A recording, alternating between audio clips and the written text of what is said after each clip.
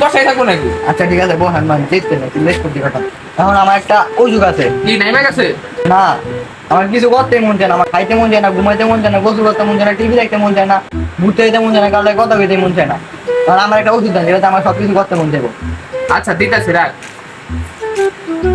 শুনুন মহামান্য নেমে যাওয়া পেশেন্ট, আপনি এই ওষুধটা দিনে 3 বেলা প্রত্যেকবার 3 চামচ করে গু খাবেন।